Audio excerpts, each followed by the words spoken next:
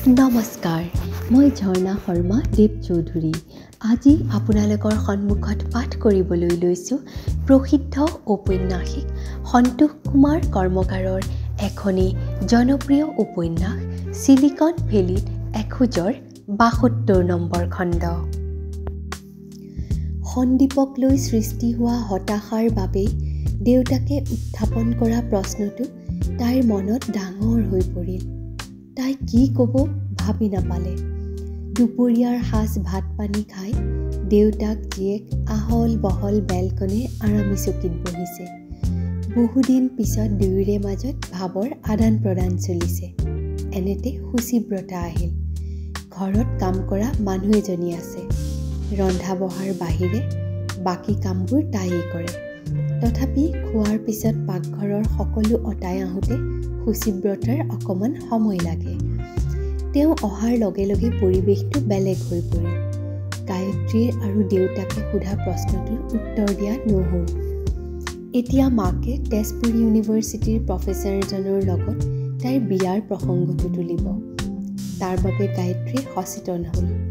লগতে তাই ভাবিলে দেউতাক লগত আছে যেতিয়া তাই নিজৰ মতত দৃঢ় থাকিব। ভবামতেই জীয়েকক বিয়া দিয়াটোক লৈ দেৱব্ৰত মাত্ৰাধিক উদাসীন বুলি অভিযোগ কৰি সুচিব্ৰতাই দায়িত্বশীল মাতৃৰ ভূমিকা পালন কৰিবলৈ উদ্যোগী হ'ল। দেৱব্ৰতে ধৈৰ্য ধৰি পত্নীৰ কথা শুনি ক'লে, হেৰা, তোমাৰ দুশ্চিন্তাটো মই বুজি পাওঁ।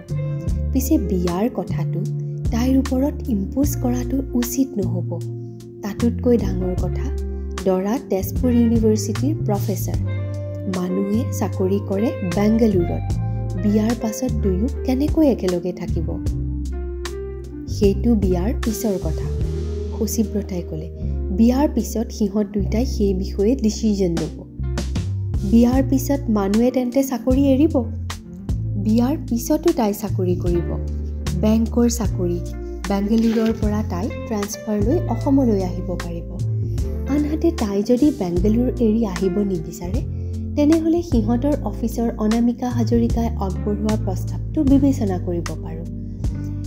ভাৰত হেভি ইলেক্ট্ৰনিকেল লিমিটেডত কাম কৰা অনন্ত ভূঞা অসমীয়া ল'ৰা, ভাল ল'ৰা, বুজিলোঁ। গায়ত্ৰীৰ পিনে চাই দেৱব্ৰতে ক'লে, কিন্তু মানুহৰ মতামতৰ কথা এটা নাই জানো? হেৰি, তাইৰ মতামতৰ কথা ভাবিয়েই বিয়াৰ কথাটো তাইৰ ওপৰত এৰিছিলোঁ। সুচিব্ৰতাই ক'লে, আমি ভাবিছিলোঁ চৰিত্ৰহীন সন্দীপৰ মুখ কটাই উঠি তাই বিয়াৰ কথা নতুনকৈ ভাবিব। এতিয়া দেখিছোঁ সন্দীপৰ লগত বিয়া সোমাই সুখী হ'ব নোৱাৰি বুলি বুজি পায়ো তাৰ মুখৰ পৰা তাই মুক্ত হ'ব পৰা নাই। আচলতে তাইৰ মনত বাঁহ লৈ থকা সন্দীপৰ ইমেজটোৱে তাইক দিগদাৰি দি আছে। এইদৰে আৰু কিছুদিন যাবলৈ দিলে তাই এবনৰ্মেল হৈ পৰিব। তাই এজনী চাইক'লজিকেল পেচেণ্ট হৈ পৰিব। চাইক'লজিকেল পেচেণ্ট হৈ পৰিব? মই তেনেকুৱা চিম্পটমেই দেখিছোঁ।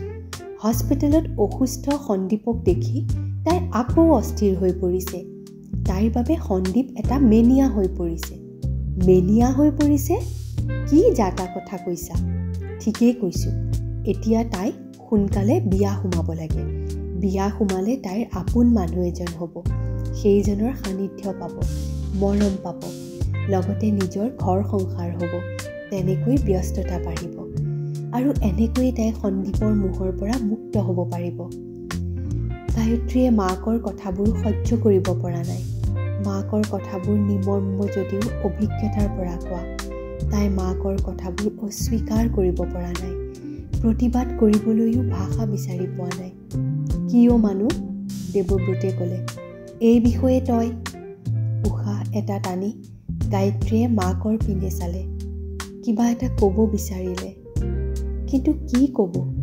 মনত পেলাই থকা ভাৱবোৰ স্পষ্ট নহয়। ভাৱবোৰ স্পষ্ট হৈ ভাষালৈ ৰূপান্তৰিত হোৱা নাই। সন্দীপক লৈ, সন্দীপৰ লগত নিজৰ ভাৱ ভাৱনা লৈ তাই আকৌ বিতত, বিভ্ৰান্ত। কি হ'ল? কিবা ক'বলৈ লৈও নকলি যে? সৰুকৈ নিশ্বাস এটা পেলাই ভাগৰুৱা মাতেৰে গায়ত্ৰীয়ে ক'লে, তোমালোকে আৰু 2 মাহ ধৈৰ্য ধৰা। ধৈৰ্য ধৰিম? মোক মাথো 2 মাহ সময় দিয়া। কিয়? গায়ত্ৰী শান্ত, বাহ্যিকভাৱে শান্ত যদিও ভিতৰি ভিতৰি অশান্ত। মাক দেউতাকে তাইৰ বিয়াৰ কথা পতাৰ সময়ছোৱাত সন্দীপক লৈ তাইৰ মনত বেলেগ এটা ভাৱ খেলাই আছিল। কিন্তু তেতিয়া এই ভাৱটো তাইৰ চেতনাত স্পষ্ট হোৱা নাছিল। এইবাৰ স্পষ্ট হ'ল। তাৰ বাবে মাকৰ মুখখনলৈ চাই থাকি আত্মবিশ্বাসৰ সুৰত ক'লে, কিয় 2 মাহ সময় বিচাৰিছোঁ মোক নুসুধিবা, কিন্তু কথা দিছোঁ 2 মাহ পিছত বিয়াৰ কথাটো লৈ মই আৰু তোমালোকক টেনশ্যন নিদিওঁ। বেংগালুৰুৰ পৰা গুৱাহাটীলৈ আহোঁতে ভাবিছিল ঘৰত মাক দেউতাকৰ লগত অন্ততঃ 5টা দিন থাকিব, কিন্তু 2 দিন পাৰ নহওঁতেই তাইৰ সময় নোযোৱা যেন হ'ল।